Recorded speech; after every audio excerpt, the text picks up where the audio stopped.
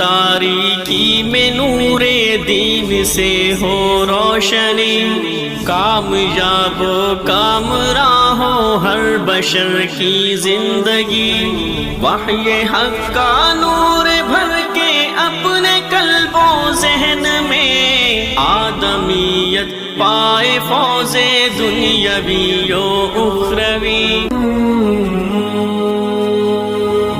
الحمد لله رب العالمين، والصلاة والسلام على أشرف الأنبياء وخاتم المرسلين، أشهد أن لا إله إلا الله وحده لا شريك له، وأشهد أن محمدا عبده ورسوله صلى الله عليه وعلى آله وصحبه وسلم، أما بعد، فأعوذ بالله السميع العليم من الشيطان الرجيم، من همزه ونفخه ونفثه، بسم الله الرحمن الرحيم۔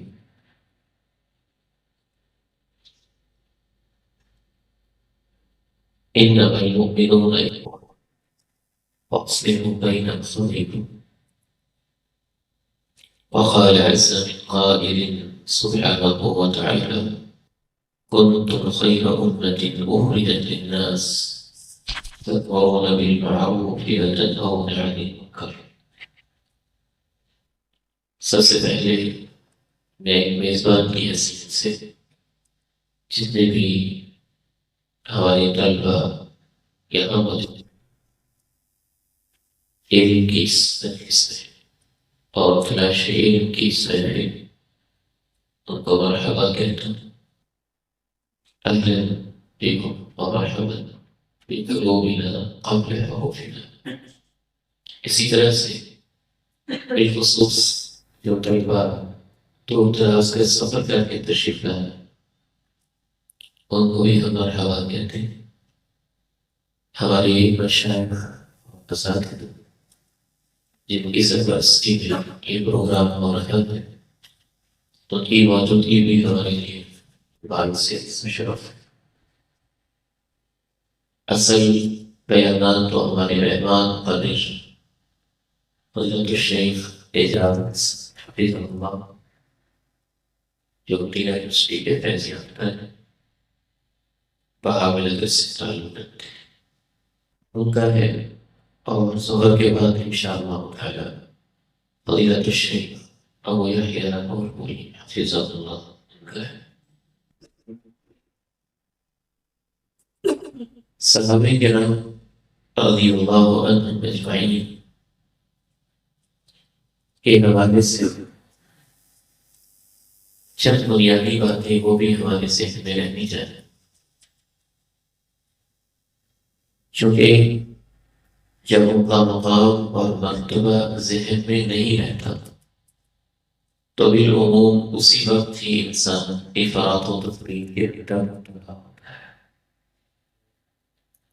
اور خصوصاً جو فضائل اور مناقب قرآن و حدیث میں وہ تو آپ کے علم میں ہی ہے، چونکہ وقت کم ہے میں آپ کی طرف نہیں جاؤں گا۔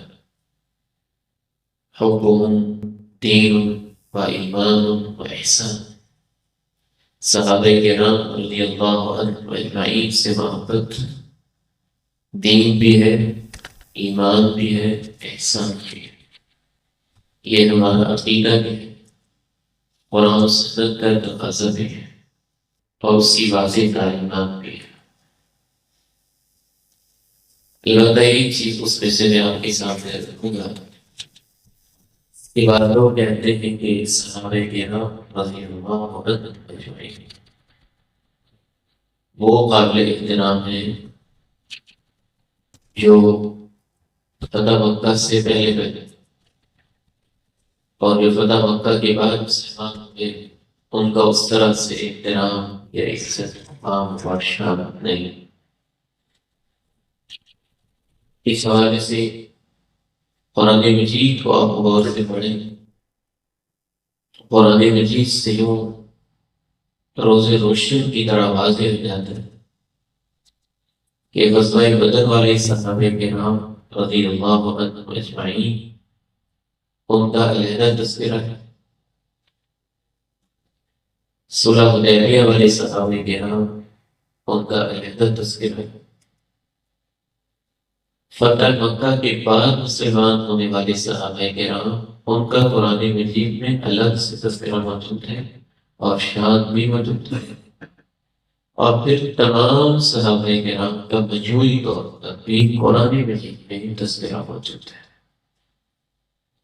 کیونکہ زیادہ اشکال فتح مکہ کے بعد والے صحابہ کرام رضی اللہ عنہم اجمعین کے بارے میں پیدا کیا جاتا ہے، اس لیے ان کے حوالے سے میں آپ کے سامنے ایک روایات رکھتا ہوں، آپ ان پہ غور کیجیے گا تو آپ کے سامنے یہ چیز روز روشنی کی طرح بیان ہو جائے گی۔ سورہ توبہ قرآن مجید کی آخری نازل ہونے والی سورتوں میں سے ہے۔ حضرت زید بن ثابت رضی اللہ تعالیٰ عنہ کہتے ہیں آخر سورت نزلت سورت براءہ، سب سے آخری سورت جو قرآن مجید کی نازل ہوئی وہ سورت براءہ ہے، براءۃ من اللہ ورسولہ۔ اسی کو سورہ التوبہ بھی کہا جاتا ہے، الفاصحہ بھی کہا جاتا ہے، المغزیہ بھی کہا جاتا ہے، الحافر بھی کہا جاتا ہے، المنقلہ بھی کہا جاتا ہے۔ صفات کے حساب سے اس سورت کے متعدد نام سلف صالحین سے ثابت ہے۔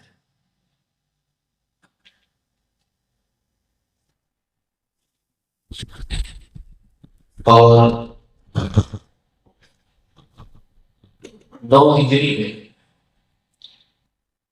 یہ سورہ مبارکہ نازل ہوتی تھی۔ فتح مکہ کب ہوئی؟ 8 ہجری۔ تو یہ سورہ مبارکہ کب نازل ہوئی؟ 9 ہجری۔ اور غزوہ تبوک کب ہوا؟ 9 ہجری میں۔ اب غزوہ تبوک میں رسول اللہ صلی اللہ علیہ وسلم نے سب صحابہ کرام کو نکلنے کا حکم دے دیا تھا، کوئی صحابی بھی پیچھے نہیں۔ 3 جو رہ گئے ان کے اللہ تعالیٰ نے توبہ کے قبول ہونے کا تذکرہ کرتے ہیں۔ تو غزوہ تبوک میں شامل ہونے والے صحابہ کرام کے بارے میں اللہ رب العزت نے سورہ توبہ کی آیت نمبر 117 میں فرمایا لَقَدْ تَابَ اللَّهُ عَلَى النَّبِيِّ وَالْمُهَاجِرِينَ وَالْأَنصَارِ الَّذِينَ اتَّبَعُوهُ فِي سَاعَةِ الْعُسْرَةِ مِن بَعْدِ مَا كَادَ يَزِيغُ قُلُوبُ فَرِيقٍ مِّنْهُمْ ثُمَّ تَابَ عَلَيْهِمْ إِنَّهُ بِهِمْ رَءُوفٌ رَحِيمٌ۔ اور سورہ توبہ ہی میں ایک دوسرے مقام میں اللہ رب العزت نے ان کے لیے جنتوں کا، بھلائیوں کا، کامیابیوں کا وعدہ بھی کیا۔ لَكِنَّ الرَّسُولُ وَالَّذِينَ آمَنُوا مَعَهُ جَاهَدُوا بِأَمْوَالِهِمْ وَأَنفُسِهِمْ وَأُولَٰئِكَ لَهُمُ الْخَيْرَاتُ وَأُولَٰئِكَ هُمُ الْمُفْلِحُونَ۔ سورہ توبہ آیت نمبر 58۔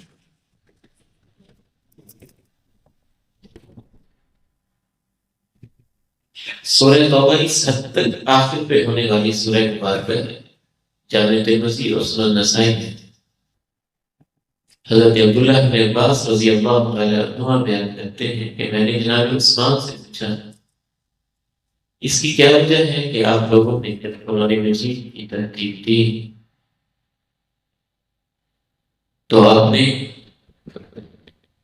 انفال اور براءہ کو اکٹھا کر دیا اور ان کے درمیان بسم اللہ الرحمن الرحیم نے لکھی۔ تو حضرت عثمان رضی اللہ تعالیٰ عنہ نے کہا ان رسول اللہ صلی اللہ علیہ وسلم كان اذا نزل علیہ الشیء، اللہ کے نبی علیہ السلام پہ جب کوئی صورت نازل ہوتی تو آپ فرماتے اور کہتے کہ اس آیت کو فلاں صورت میں رکھ دو، اس حصے کو فلاں صورت کے اندر شامل دو، فلاں جگہ اس کو لکھو اور ترتیب دو۔ فرمانے لگے کہ سورہ انفال مدینے میں پہلے نازل ہونے والی صورتوں میں سے تھی اور سورۃ البراءہ قرآن مجید کی آخری نازل ہونے والی صورت تھی۔ اور ان کے مضامین آپس میں ملتے جلتے تھے۔ اللہ کے نبی علیہ السلام کو موقع ہی نہیں ملا کہ آپ ہمارے لیے یہ واضح کریں کہ اس صورت کو کہاں رکھنا ہے، تو پھر ہم نے اس کو سورہ انفال کے ساتھ ہی رکھ دیا اور اس میں بسم اللہ الرحمن الرحیم بھی نہیں لکھی ہے۔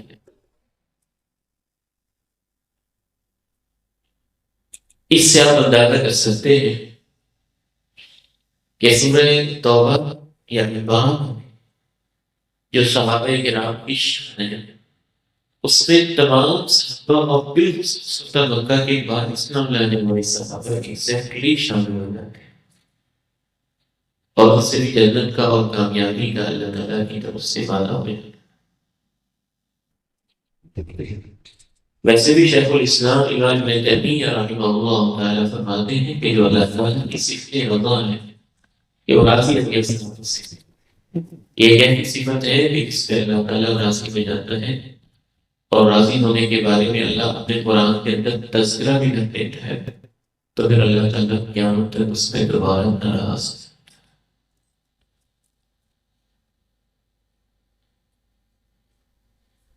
اب آتے ہیں مشاہدات صحابہ کی طرف ڈائریکٹ وقت کو بچانے کے لیے۔ حضرت عثمان بن عفان رضی اللہ عنہ کی جو شہادت ہے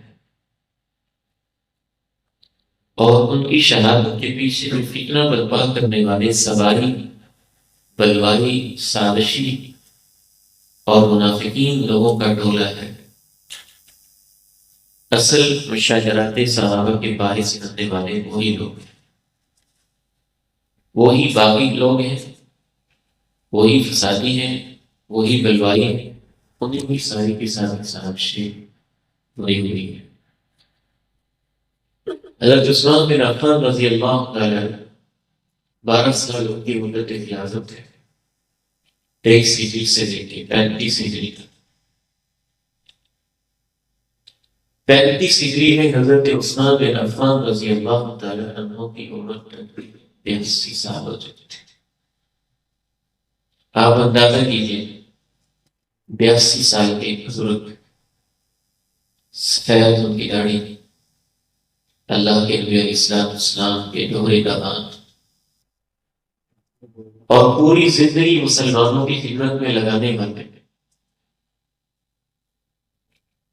کیا ایک عام مسلمان بھی اس جیسی شخصیت کو شہید کر سکتا ہے؟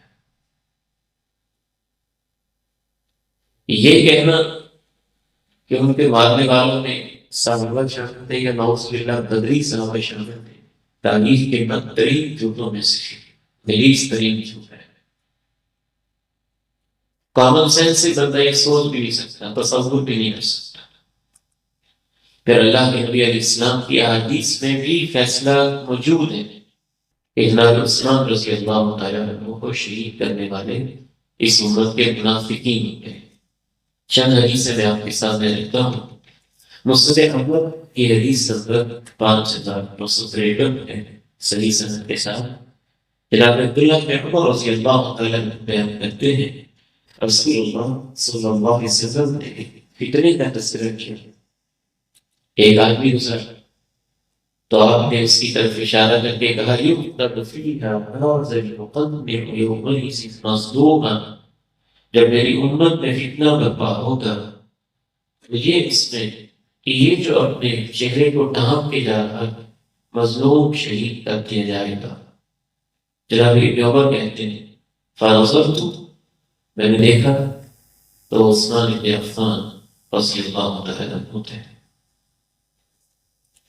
یہ حدیث جامع ترمذی میں بھی ہے اور اس کی زیادہ تفصیلات مسند احمد میں ہے۔ دونوں کے اطراف کو ملا کے میں آپ کے سامنے عرض کر رہا ہوں۔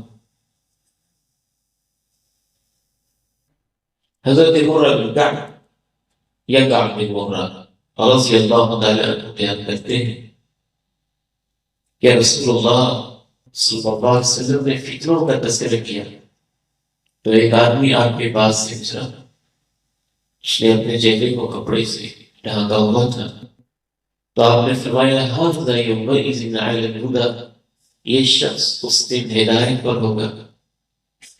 میں کھڑا ہو کے دیکھنے لگا کہ کون ہے. فَإِذَا هُوَ عثمان، تو عثمان ابن عفان رضی اللہ تعالیٰ عنہ تھے. فَأَقْبَلْتُ عَلَيْهِ بِوَجْهِي، تو ان کو یہاں تسلی نہ ہو، کھڑے ہوئے. مسند احمد کی ایک روایت کے الفاظ ہیں، انہوں نے حضرت عثمان بن عفان کے کندھے پہ ہاتھ رکھا، ہاتھ رکھ کے ان کے چہرے کو اللہ کے نبی علیہ السلام کی طرف پھیرا، اور اللہ کے نبی علیہ السلام کی طرف پھیر کے کہا ان کے بارے میں آپ کہہ رہے ہیں یہ اس دن ہدایت پہ ہوں گے؟ آپ علیہ السلام نے فرمایا نعم، ہاں اس دن یہی ہدایت پر ہے. جامع ترمذی حدیث نمبر 3704، اور یہ بھی صحیح سند کے ساتھ. مسند احمد کی ایک روایت میں یہ الفاظ ہے کہ آپ علیہ السلام نے یہ بھی ارشاد فرمایا جب فتنہ برپا ہوگا تو عثمان اور اس کے ساتھی حق پر ہوں گے. جناب عثمان ابن عفان رضی اللہ عنہ اور جو ان کا ساتھ دینے والے ہیں وہ سارے ہی حق پر ہوں گے.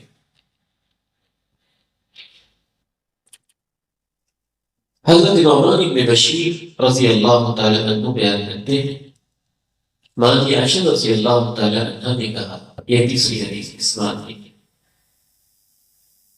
رسول اللہ صلی اللہ علیہ وسلم ایک دن میرے پاس بیٹھے تھے، کہنے لگے کسی کو بلاؤ باتیں کرنی ہے.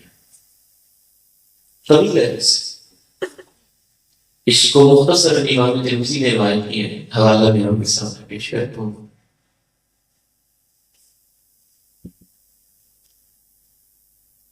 تو ماں جی نے پوچھا ابوبکر کو بلائیں، پھر پوچھا عمر کو بلائیں، خاموش رہا.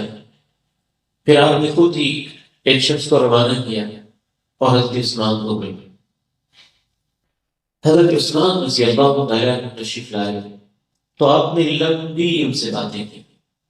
ایسے لگتا ہے جیسے آپ کی آنکھوں کے سامنے اللہ نے منظر رکھ دیا ہو کہ عمر میں کیا کچھ ہونے والا ہو، کیا باتیں آپ نے کی ہوں. ماں رضی اللہ تعالیٰ عنہ فرماتی ہیں حتی کان آخر کلامی کلمہ، یہ مسند احمد کے الفاظ ہیں 24,566 نمبر حدیث.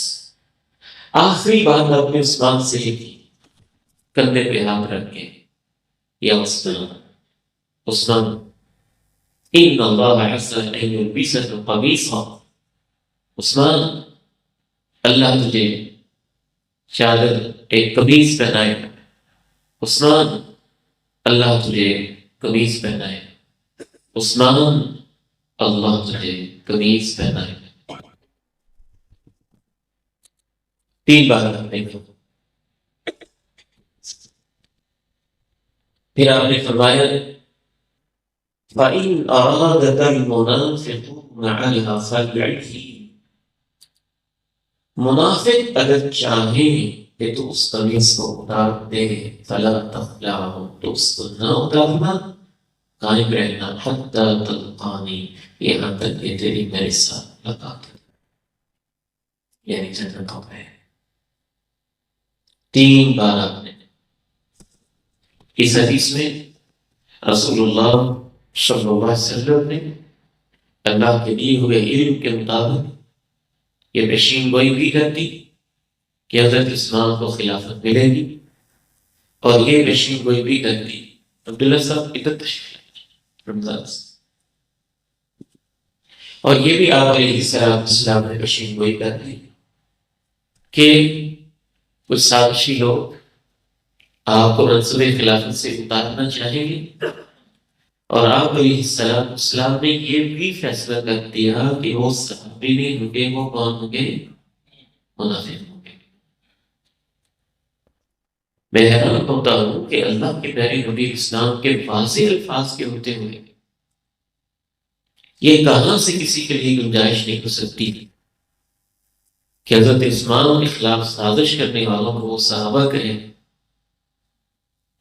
آپ نے دو کہہ دیا ان ارادک المنافقون علی فلعه، منافق جب یہ چاہیں گے کہ تو اس قمیص کو اتار دے، نہ حتی تلقانی، یہاں تک کہ تیری میرے ساتھ ملاقات ہو جائے۔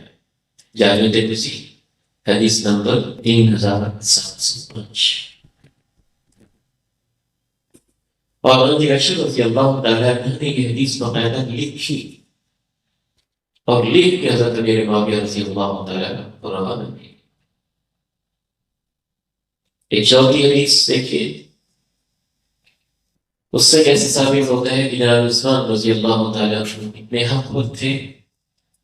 حضرت موسیٰ اشعری رضی اللہ تعالیٰ عنہ کہتے ہیں کہ میں نبی علیہ السلام کے ساتھ تھا مدینہ کی کسی بات میں، ایک آدمی نے دروازہ کھلوانا چاہا تو آپ نے مجھے کہا افتح لہ وبشرہ بالجنہ، دروازہ کھول دو، جنت کی خوشخبری بھی دے دو، علی بلوی تصیبہ، لیکن یہ بھی بتا دو کہ کچھ آزمائش آئے گی۔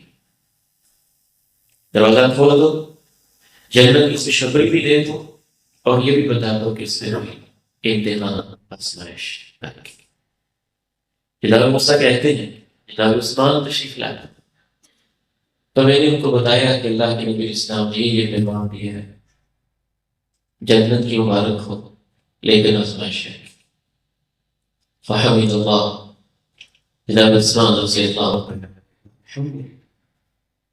ثم قال، پھر کہا اللہ بن مستعان، آزمائش ہے تو اللہ ہی میری مدد کرے، اللہ ہی میری مدد کرے۔ رسول اللہ صلی اللہ علیہ وسلم کے سامنے یہ فتنہ اتنا کلیئر تھا کہ آپ علیہ السلام اس فتنے کو امت کے لیے بہت بڑی آزمائش قرار دیتے تھے۔ حضرت عبداللہ بن حوالہ رضی اللہ تعالیٰ عنہ بیان کرتے ہیں رسول اللہ صلی اللہ علیہ وسلم نے ارشاد فرمایا من نجا من ثلاث فقد نجا، میری امت کے اندر 3 بڑے بڑے امتحان ہیں، جو ان امتحانوں میں بچ جائے گا وہ بچ جائے گا۔ اس سے آپ اندازہ کیے کہ حضرت عثمان رضی اللہ عنہ شان کے اور آپ کی شہادت امت کے لیے کتنا بڑا فتنہ، کتنی بڑی آزمائش۔ فرمایا بہت ہی میری امت پہ ایک آزمائش، میرا چلے جانا دنیا سے، میرے جانے کے بعد جو قائم رہا دین پہ بچ گیا بچ جائے۔ بہت سے لوگ آپ علیہ السلام کی وفات کے بعد مرتد ہو گئے، نہ بچ سکے۔ والدجال، دوسرا فرمایا جو دجال سے بچ گیا۔ اور تیسرا آپ علیہ السلام نے فرمایا وَقَتْلُ خَلِيفَةٍ مُصْطَبِرٍ بِالْحَقِّ يُعْطِيهِ، ایک خلیفے کی شہادت جو حق پہ قائم ہوگا اور حق کی لوگوں میں بانٹ رہا ہو، یعنی جو اس فتنے سے بچ گیا۔ مسند احمد میں بھی یہ حدیث ہے، کتاب سنن ابن ابی حاتم میں بھی، مستدرک حاکم میں بھی، مصنف ابن ابی شیبہ میں بھی، سنن بھی اس میں۔ چھٹی ایک 5ویں حدیث میں ہوتی ہے، حضرت ابو ہریرہ رضی اللہ تعالیٰ عنہ کہتے ہیں کہ رسول اللہ صلی اللہ علیہ وسلم نے فتنوں کا تذکرہ کیا تو آپ نے فرمایا علیکم بالامین واصحابہ، علیکم بالامین واصحابہ، یہ ایماندار امانت دار شخص، اس کے دامن کو تھامے رکھنا اور اس کے ساتھیوں کے ساتھ چمٹے رہنا۔ وَهُوَ يُشِيرُ إِلَىٰ عثمان، اور اللہ کے نبی علیہ السلام اشارہ جناب عثمان کی طرف کر رہے ہیں۔ یہ مستدرک احمد کی حدیث نمبر 8022 ہے اور مستدرک حاکم میں بھی موجود ہے۔ یہی وجہ ہے کہ ہم سمجھتے ہیں سلف کا موقف، سب سے پہلے تو ہمارے سلف خود صحابہ ہیں، اس لیے میں نے مناسب سمجھا ہے کہ بجائے اس بات کے ائمہ کے اقوال پیش کیے ہیں، وہ بھی ہمارے سلف ہیں۔ خود صحابہ کرام کا موقف کیا تھا؟ امام محمد بن حنفیہ روایت کرتے ہیں کہ جناب علی رضی اللہ تعالیٰ عنہ کو پتہ چلا کہ حضرت عائشہ کہتی ہیں حضرت عثمان کے قاتلوں پہ لعنت ہو، تو حضرت علی رضی اللہ تعالیٰ عنہ نے یوں اپنے ہاتھ اٹھائے، اتنے اونچے اٹھائے کہ ان کے چہرے مبارک تک پہنچ گئے اور کہا وَأَنَا أَلْعَنُ قَتَلَةَ عثمان، میں بھی کہتا ہوں کہ حضرت عثمان کے قاتلوں پہ لعنت۔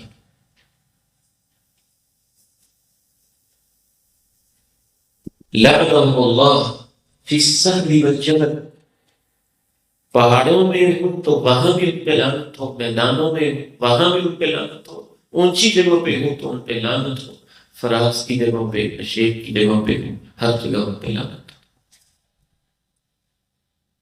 فضائل صحابہ امام احمد جلد نمبر 1 صفحہ 455۔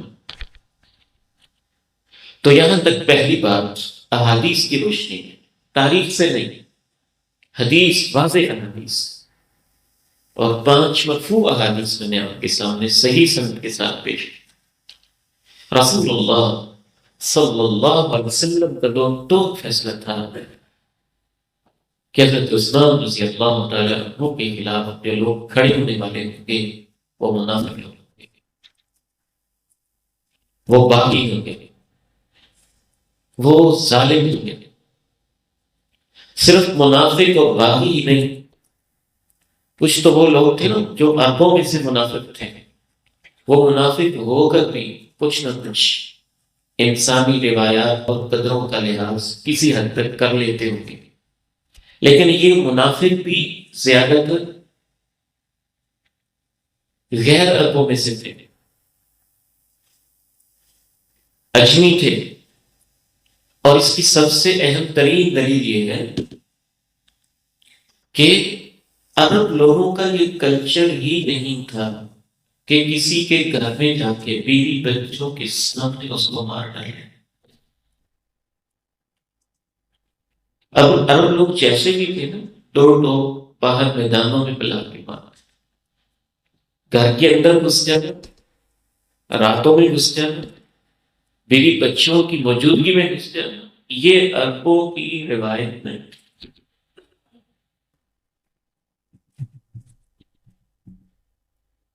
اور ایک بڑا اہم پہلو، چونکہ تاریخ میرا سبجیکٹ نہیں، لیکن غور و فکر کے لیے وہ پہلو میں آپ کے سامنے رکھنا چاہتا ہوں کہ حضرت عثمان رضی اللہ تعالیٰ عنہ کی شہادت ہو یا حضرت عمر رضی اللہ تعالیٰ عنہ کی شہادت ہو یا خود حضرت علی رضی اللہ تعالیٰ عنہ کی شہادت ہو، تاریخ نے بہت سارے صفحات گم کر دیے، لیکن اندازہ یہ ہوتا ہے کہ اس کے پیچھے سابقہ بین الاقوامی طاقتوں کا بھی شاید کوئی نہ کوئی ہاتھ تھا۔ ظاہر ہے ایک طاقت وقت کی سپر پاور ہے اور صدیوں سے حکمرانی کر رہی ہے،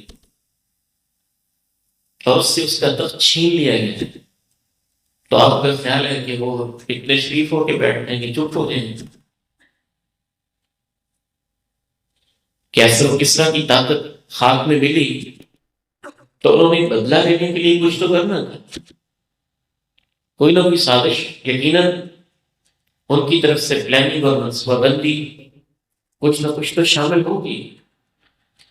اور اس کی ایک قوی ترین جو قرینہ ہے وہ یہ ہے کہ جناب عمر رضی اللہ عنہ کو شہید کرنے والا بھی باہر سے آیا، مجوسی ہے، ایران کے علاقے سے، اجمی ہے، کاریگر ہے، اور ایک بہانے سے آ کے قیام کر رہے ہیں اور اہل نماز کی حالت میں آپ کو شہید کر رہے ہیں۔ تو میں نہیں سمجھتا کہ وہ ایک شخص کا کارنامہ ہو، صرف تاریخ نے وہ پہلو ہمارے سامنے نہیں رکھے، لیکن کم از کم میرا وجدان یا احساس یہ کہتا ہے کہ بین الاقوامی طاقتوں کی سازشیں، ان کی رشوتوانیاں، ان کی منصوبہ بندیاں اور پیچھے گہرے یہودیوں اور عیسائیوں اور مجوسیوں کا گٹھ جوڑ، یقیناً یہ بھی سارا کچھ اس کے اندر پس پردہ یہ حقائق تھے جو ہمارے سامنے پوری طرح نہیں آ سکے۔ اور حضرت عثمان غنی رضی اللہ تعالیٰ عنہ کی شہادت کے پیچھے بھی کہ حضرت عثمان رضی اللہ تعالیٰ عنہ کے دور میں تو باہری بیڑا بھی عظیم الشان فتوحات ہو چکی تھیں، علاقوں پہ علاقے فتح ہو چکے تھے، کابل تک، افغانستان کے علاقے تک، ہندوستان تک ادھر سے افریقہ کے دور دراز کے علاقوں تک مسلمان پہنچ گئے تھے. تو اس لیے جو یہودیوں اور مجوسیوں کا گٹھ جوڑ تھا اس کو نظر انداز نہیں کرنا چاہیے. اور ستم بالائے ستم یہ ہے کتنا بڑا ظلم ہوگا کہ وہ صحابہ مظلوم شہید کیے جا رہے ہیں. آپ تو بجائے اس کے کہ ان کے ساتھ کھڑے ہوں، یقیناً وہ بھی مجوسی اور یہودی گٹھ جوڑ ہی کی سازش سے کہا جا سکتا ہے کہ نہیں، صحابہ کو صحابہ شہید کر کہ اسلام کی تاریخ کو ہی مجروح کر دیا جائے، اسلام کے گواہوں کو ہی مجروح کر دیا جائے، اور مسلمانوں کو سر اٹھا کے جینے کے قابل بھی نہ چھوڑا جائے. یہ تمہاری طریق ہے کیا؟ اس لیے اس پہلو پہ بہت زیادہ غور و فکر کی ضرورت ہے. حضرت عثمان رضی اللہ تعالیٰ عنہ کی شہادت کے بعد یہ صورتحال پیش ہوئی کہ صحابہ کے رب پہ بڑا دباؤ رہتا تھا کہ ہماری زندگی میں وقت کا خلیفہ اور اللہ کے نبی کے دماغ کو شہید کر دیا. جناب عثمان کے ہوتے ہوئے بھی انصار پوری طرح سے چاہتے تھے کہ ہم دفاع کریں، لیکن حضرت عثمان کا تقویٰ، ان کا ورع، ان کا زہد، مدینے سے محبت، صلح ان کا عمل پسندیدہ ہے، عجیب قسم کا خوبصورت انسانی رویہ، اللہ کا خوف، مدینے کی حرمت، اللہ کے نبی اسلام کے شہر کی عظمت اور تقدس کا خیال. اتنی بڑی شخصیت ہے. میں سمجھتا ہوں کہ انسانی تاریخ میں کسی خلیفے نے اتنی بڑی قربانی نہیں دی جتنی قربانی جناب عثمان نے دی. اور یہ پالیسی ان کے سامنے بالکل واضح تھی. وہ یہ چاہتے تھے میری وجہ سے شہر رسول کے اندر انسانوں کا خون نہ بہے، میرا خون بہتا ہے تجھ میں. تو آپ کی شہادت کے بعد ان کی زندگی میں تو صحابہ خلیفہ کا حکم سمجھ کے روکے رہے. تو شہادت کے بعد مدینہ منورہ میں آپ اندازہ کیجئے کہ ان منافقوں نے اتنا غلبہ حاصل کر لیا تھا کہ مسجد نبوی کے اوپر بھی ان کا قبضہ تھا.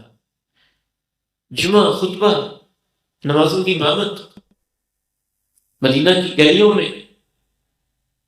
اور آپ تھوڑا سا اندازہ کر لیں تو آپ کو احساس ہو جائے گا کہ یہاں بڑے شریف لوگ رہتے ہیں، اور چند اوباش اور گنڈے منظم ہو جائیں، اور پھر وہاں کا جو بڑا ہو وہ بھی انتہائی شریف روک رہا ہو کہ نہیں کچھ نہیں کرنا، کچھ نہیں کرنا، ہاتھ نہیں اٹھانا، ہاتھ نہیں اٹھانا، یہ شہر رسول ہے. بس یہ کیفیت ہوئی. حتیٰ کہ بہت سارے صحابہ کرام مدینہ منورہ سے ان دنوں میں حج کے لیے چلے گئے تھے. اور عثمان رضی اللہ تعالیٰ عنہ کی شہادت حج کے مہینے میں ہوئی تھی، ذوالحج میں ہوئی تھی. جب ان صحابہ کو یہ علم ہوا ہوگا کہ جناب عثمان غنی رضی اللہ تعالیٰ عنہ کو مظلومانہ شہید کر دیا گیا ہے، اور مدینے کے اوپر منافقوں کا، باغیوں کا، بلوانیوں کا، سبائیوں کا قبضہ ہے. ماں عائشہ رضی اللہ تعالیٰ عنہ امہات المؤمنین بھی حج میں چلی گئی تھی. وہ بھی مکہ مکرمہ میں ہی موجود تھی. جناب طلحہ اور زبیر بھی وہاں پہنچے. تو خصوصاً ان کا ایک زیادہ تعلق تھا حضرت عثمان غنی رضی اللہ تعالیٰ عنہ کے ساتھ. ماں عائشہ کے تو رشتے میں داماد لگتے تھے. حضرت زبیر اور حضرت طلحہ رضی اللہ تعالیٰ عنہما کی جو فیلنگز ہیں وہ تاریخ کی روایات میں اس طرح سے آئی. ماں عائشہ رضی اللہ تعالیٰ عنہ نے کہا ان عثمان قتل مظلوما واللہ لأطالبن بدمه. اللہ کی قسم ہے عثمان مظلوم شہید، ان کے خون کا بدلہ ضرور چکانا چاہیے۔ تاریخ تبری جلد 5 صفحہ 450۔ جناب طلحہ رضی اللہ تعالیٰ عنہ نے کہا میں تو اپنے آپ کو گناہگار محسوس کرتا ہوں جب تک عثمان کے بدلہ لینے کی خاطر میں خود شریک نہ ہو جاؤں مجھے چین یوں لگتا ہے میری توبہ ہی نہیں کہ ہماری عورتوں کو شریک کر دیے۔ جناب زبیر رضی اللہ تعالیٰ عنہ اس سے وسیع تناظر پہ دیکھ رہے تھے، وہ اس تناظر پہ دیکھ رہے تھے کہ حضرت عثمان رضی اللہ تعالیٰ عنہ کی شہادت ایک شخصیت کی شہادت ہے، نمبر ایک وہ عام شخصیت نہیں ہے، عام انسان بھی مظلوم شہید ہو جائے تو قرآن مجید اس کو بھی فقط جعلنا لولیہ سلطانا یہ کہتا ہے کہ اس کے وارث اس کے خون کا مطالبہ کر سکتے ہیں، اور یہ تو اللہ کے نبی اسلام کی بغیر داماد ہے۔ نمبر 2 جناب زبیر، ماں کی عائشہ، جناب طلحہ اس تناظر میں بھی دیکھتے تھے کہ ان بلوائیوں نے سازشیوں نے شہید کر کے سارا ماحول کی صحابہ کے خلاف بنا دیا تھا، تو یہ بھی کہتے تھے لوگوں کو اصل صورتحال سے آگاہ کرنا ضروری ہے۔ نمبر 3 وہ یہ بھی سمجھتے تھے کہ ان کا راستہ روکنا بھی ضروری ہے۔ نمبر 4 وہ یہ سمجھتے تھے کہ مسلمانوں کو ان کے خلاف نکلنے پر تیار کرنا بھی ضروری ہے۔ نمبر 5 سب سے اہم چیز یہ صحابہ سمجھتے تھے کہ اگر ان کو پکڑ لیا گیا اور قتل نہ کیا گیا، بدلہ نہ لیا گیا، تو سارا اسلامی نظام بھی تہس نہس ہو جائے گا۔ حتی خود حضرت علی رضی اللہ عنہ ان کی جان کو بھی خطرہ ہو، اگر وہ عثمان کو شریک کر سکتے، بے شک وہ اب منافقانہ طور پہ جناب علی رضی اللہ تعالیٰ عنہ کی صفوں میں شامل ہو گئے، لیکن یہ کل کو جناب علی رضی اللہ تعالیٰ عنہ کے خلاف بھی تو سمجھ کر سکتے ہیں، اور دو لوگ اظہار کیا انہوں نے اس چیز کا۔ جناب زبیر رضی اللہ تعالیٰ عنہ یہ الفاظ تھے، تاریخ تبری جلد 5 صفحہ 487، ان فی ابطالہ توہین سلطان اللہ بیننا ابدا، اگر جناب عثمان کے قاتلوں کو پکڑا نہیں جاتا تو اس میں ہماری خلیفہ کی توہین ہے۔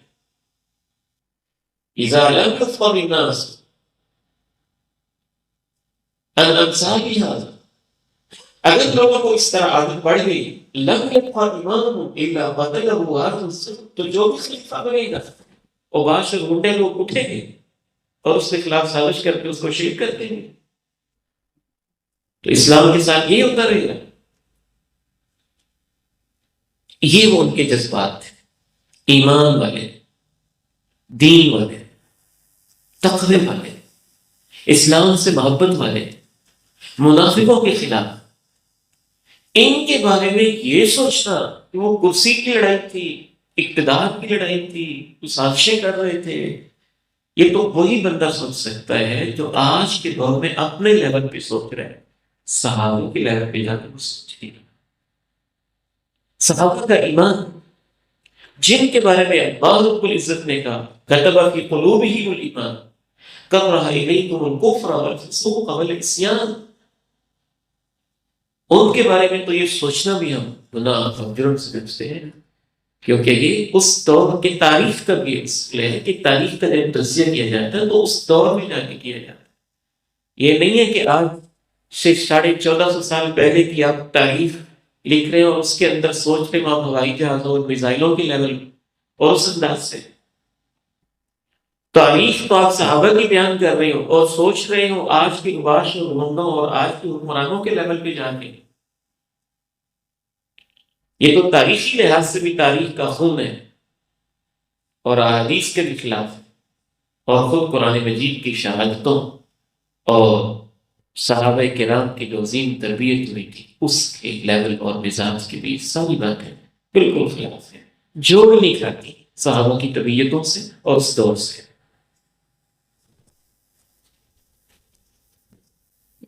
البتہ ان کا یہ مشورہ ہوا کہ جناب عثمان رضی اللہ تعالیٰ عنہ کے قاتلوں کو پکڑنے کے لیے طریقہ کار کیا اختیار کیا؟ ماں عائشہ نے کہا ہمیں مدینے میں جانا چاہیے، مسلمانوں کو تیار کر کے پکڑنا چاہیے۔ جناب زبیر اور طلحہ کا مشورہ تھا کہ نہیں، مدینے کے اوپر تو ان کا کنٹرول ہے، حضرت علی رضی اللہ تعالیٰ عنہ مجبور ہے، اور وہ حکومت کے اعیان میں شامل ہو چکے ہیں، تو وہاں تو ہم بدلہ نہیں لے سکیں گے۔ حضرت معاویہ رضی اللہ تعالیٰ عنہ شام کے علاقے میں، یہاں وہ علاقہ تھا کہ جہاں سوائیوں کی بلوائیوں کی کوئی نہیں چل سکی۔ شام کا علاقہ ویسے بھی سرحدی علاقہ تھا، جہادی علاقہ تھا، فتوحات کا علاقہ تھا، اور دوسروں کے ساتھ مسلمان مصروف تھے، ہمیں اس کے قریب جانا چاہیے۔ اور دوسری وجہ کہ زیادہ تر جو بلوائی تھے وہ آئے بھی انہیں علاقوں، خصوصاً کوفہ کے علاقے سے آئے تھے، بصرہ کے علاقے سے آئے تھے، کہ ہم اس کے شام کے قریب جا کے پڑاؤ ڈالتے، کوفہ اور بصرہ کے لوگوں کو ہم تیار کریں گے، اور سب سے پہلے بصرہ کے اندر جتنے شہید کر کے لوگ واپس جا چکے ہیں ان کو ایک ایک کر کے پکڑیں گے، اور مسلمانوں میں رائے عامہ بھی ہم بات کریں گے۔ تو اتفاق یہ ہوا کہ پہلے بصرہ جائے، تو بصرہ کی طرف یہ روانہ ہوئے، اور وقت کم ہے لیکن یہ دو لوگ ان کا موقف بالکل واضح تھا۔ حضرت عثمان، جناب عثمان ابن حنیف جو بصرہ کے گورنر تھے، جناب علی رضی اللہ عنہ کی طرف سے انہوں نے پوچھا کہ آپ کیسے یہاں ہیں؟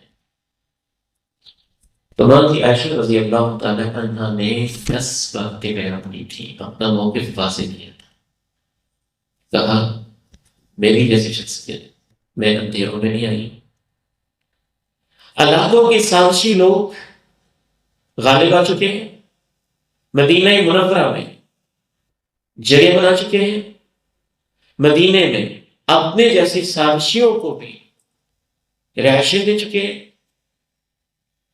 اللہ کے رسول کے شہر کی حرمت کو پامال کر چکے ہیں، مسلمانوں کے خلیفہ کو شہید کر چکے ہیں، مسلمانوں کے مال بھی لوٹ چکے ہیں، شہر رسول کی حرمت والے مہینے کی بھی پامالی کر چکے ہیں، اور صحابہ کے درمیان زبردستی رکے ہوئے ہیں مدینہ میں، حالانکہ مدینہ والے جو وہاں چند صحابہ موجود ہیں وہ یہ نہیں چاہتے کہ یہ سازشی لوگ یہاں پہ رکے، مدینہ میں ٹھہرے۔ تو میں اس لیے بصرہ میں آئی کہ مسلمانوں کو سب صورتحال سے آگاہ کیا جائے، جو ان کا فرض بنتا ہے اس پر ان کو آمادہ کیا جائے، اور ان سازشوں کے راستے کو روکا جائے۔ ماں کی عائشہ رضی اللہ تعالیٰ عنہ نے عثمان کے سامنے اپنا موقف ٹوک طریقے سے واضح کیا، اور پھر قرآن مجید کی یہ آیت اپنے استدلال میں پیش کی، لا خیر فی کثیر من نجواہم الا من امر بصدقۃ او معروف او اصلاح بین الناس، کہ ہم جو آپس میں مشورے کر رہے ہیں وہ سارے صرف اس لیے کہ لوگوں کی جو صورتحال خراب ہو گئی ہے اس کی اصلاح کی جائے۔ جناب علی رضی اللہ تعالیٰ ان کے صفوں میں بڑے ہی عظیم انسان تھے، قعقاع بن عمرو تمیمی، بعض کہتے ہیں کہ صحابی تھے، بعض کہتے ہیں تابعی تھے۔ انہوں نے ماں جی عائشہ سے پوچھا، ماں جی آپ کیسے ہیں؟ ماشی نے کہا، اے بنی بیٹے، اسلام بین الناس، لوگوں کے حالات آپ دیکھ رہے ہیں، لوگوں کی اصلاح کے لیے آئی۔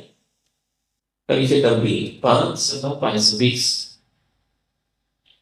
اور اس پر تمام ازواج مطہرات کا بھی اجماع تھا کہ ان کا راستہ روکنا ضروری ہے، البتہ اس میں اختلاف تھا کہ راستہ روکنے کا طریقہ کیا۔ راستے میں اور نبی مقام پہ جب کتے بھونکے تو ماں کی عائشہ رضی اللہ تعالیٰ عنہ کو نبی علیہ السلام کی ایک حدیث یاد بھی رہی، اور وہ حدیث جو نبی علیہ السلام سے انہوں نے سنی وہ اس طرح سے تھی کہ آپ نے ارشاد فرمایا، مسند احمد 24,653 نمبر حدیث، تم میں سے ایک عورت اس کے اوپر خوف کے کتے بھونکیں گے، اس کے دائیں اور بائیں لاشیں ہوں گی. ثم تنجو بعد ما كانت، قریب ہے کہ وہ بھی شہید ہو جائے لیکن اللہ اس کو بچا لے گا. المختارہ کے یہ الفاظ بھی اس میں اضافہ موجود ہے، مسند بزار کے اضافہ موجود ہے. باقی اس کے اوپر جو کہانیاں وہ راستے پہ گھڑی کہ فلاں نے کہا نہیں یہ خوف نہیں ہے، فلاں نے کہا نہیں، اتنی گھڑی حتیٰ کہ 50 لوگوں نے قسمیں اٹھا دی نہیں یہ خوف نہیں.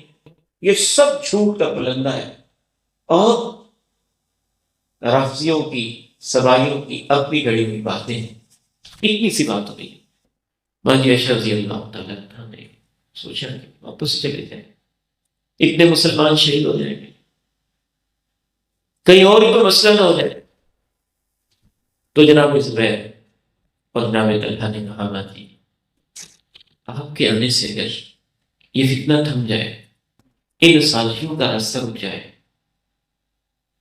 تو کیا اس میں امت کی فہم اور امت کی بلائی نہیں؟ تو ماجی عائشہ رضی اللہ تعالیٰ پھر نماز کی. آگے میں بات کو بالکل ہی شارٹ کر رہا ہوں کہ وہاں پہنچنے کے بعد جو کچھ ہوا وہ بھی اہم صحابہ کے مزاج اور طبیعت کے مطابق دادا بن عمر تمیمی نے حتیٰ کہ ایک بڑا ہی خوبصورت راستہ اور بڑی ہی خوبصورت ٹیبل ڈالا. انہوں نے مانگی عائشہ سے جناب طلحہ جناب زبیر سے آپ کیا سکتے ہیں ہم حضرت عثمان کے قدم کو پکڑے. اور بصرہ میں راستے میں بعض الحمدللہ اللہ تعالیٰ کی طرف سے ایسی ان کی مدد بھی ہوئی کہ سینکڑوں قاتل پکڑے بھی انہوں نے، مارے بھی. اور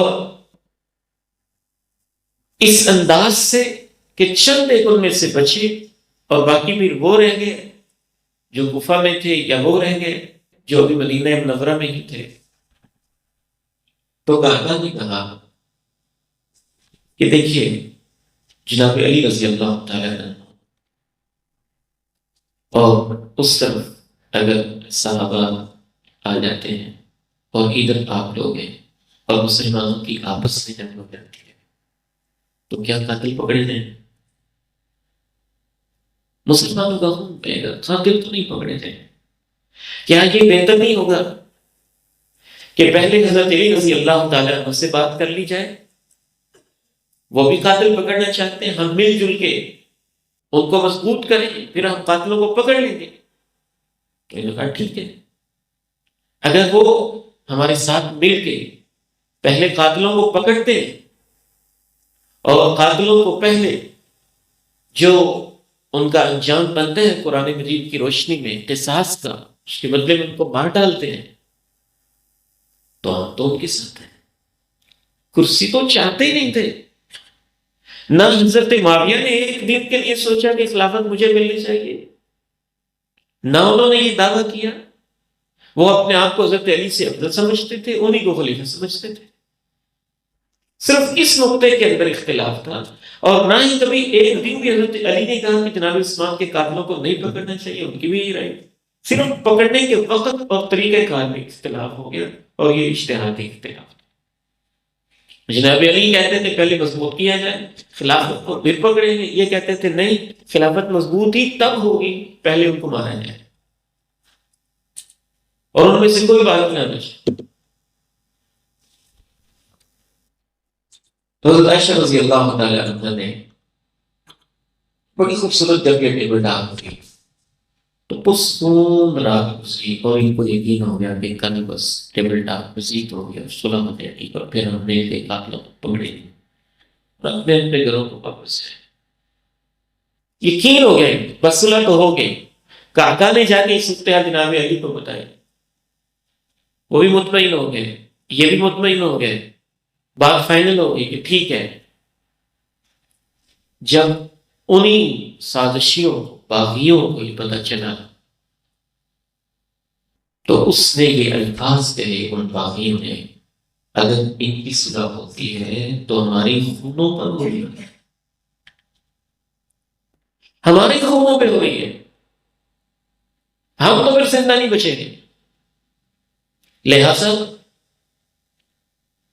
اگلے دن سے پہلے پہلے راتوں رات ہی انہوں نے سازش کی کہ ہر قبیلے کا شخص اندر گھس جائے اور جہاں قیام پذیر ہے ماجی عائشہ رضی اللہ تعالی عنہ، جناب طلحہ، جناب زبیر، جہاں کے ایک ایک بندے کو قتل کرنا شروع۔ تو وہی منافق، وہی سازشی، وہی باقی، انہوں نے رات کے وقت ہی حملہ کر دیا۔ جب رات کے وقت یہ اچانک حملہ ہوا تو یہ سمجھے کہ، اور ساتھ ہی انہوں نے یہ بات انہوں نے ہی پھیلائی، جناب علی نے حملہ کروا۔ تو اس صورتحال میں بھی جناب زبیر، جناب طلحہ کوشش کرتے رہے اپنے آپ کو۔ جناب علی کی رضی اللہ تعالیٰ عنہ کی بھی یہی کوشش ہے۔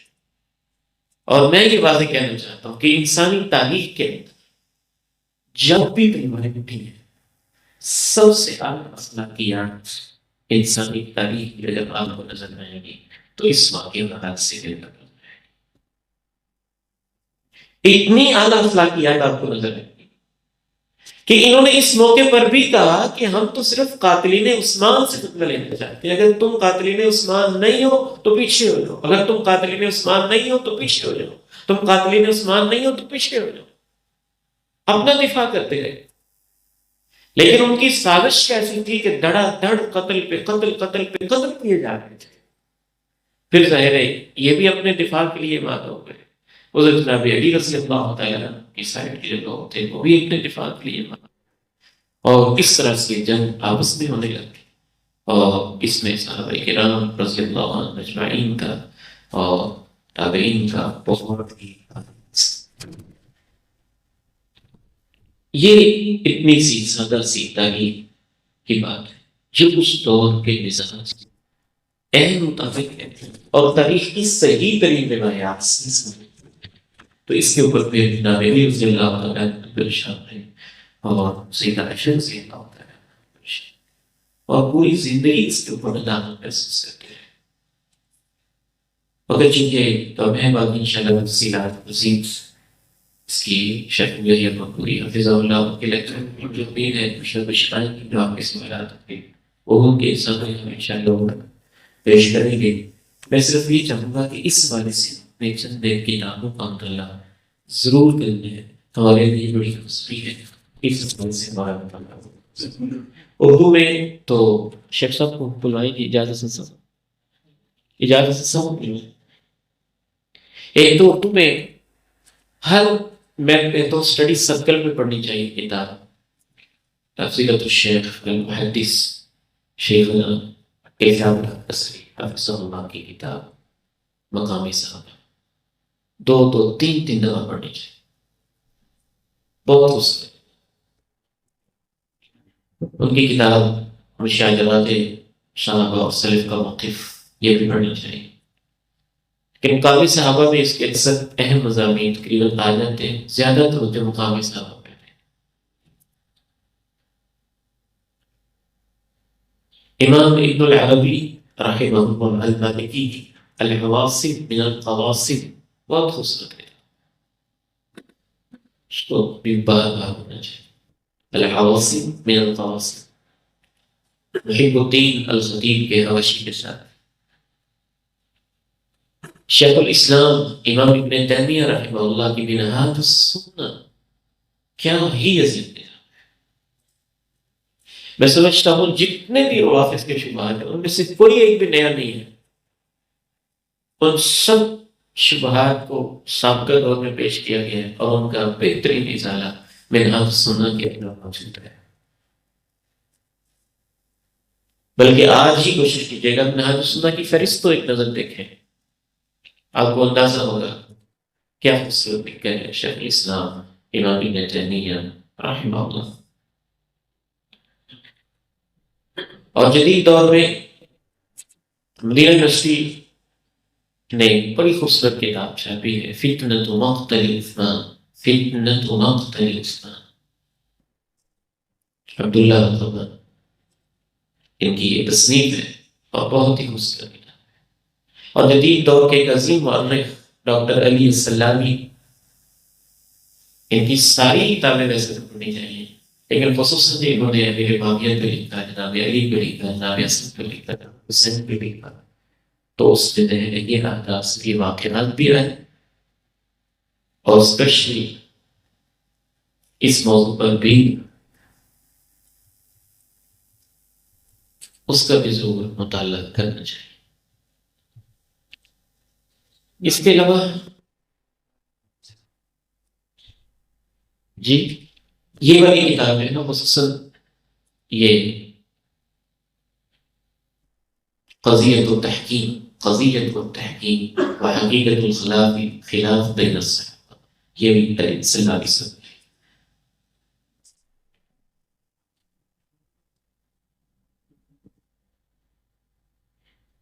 حقیقت الخلاف بین الصحابہ فی معرکۃ الجمل والصفین وقضیۃ التحکیم، ڈاکٹر علی محمد السلامی، بہت اور اس طرح شیخ عثمان الخمیس ان کی کتاب حق من التاریخ، اس کا بھی مطالعہ کرنا چاہیے۔ تو یہ چند ایک بنیادی کتاب ہے جو ہمارے علم میں ہونی چاہیے اور ان کا مطالعہ بھی کرنا چاہیے۔ اللہ تعالیٰ سے دعا ہے کہ صحابہ کرام رضوان اللہ علیہ اجمعین کے حوالے سے ہمارے دلوں میں ان کی سچی محبت پیدا اور افراد و تفرید دونوں پہلوؤں سے اللہ تعالیٰ ہماری حفاظت فرمائے۔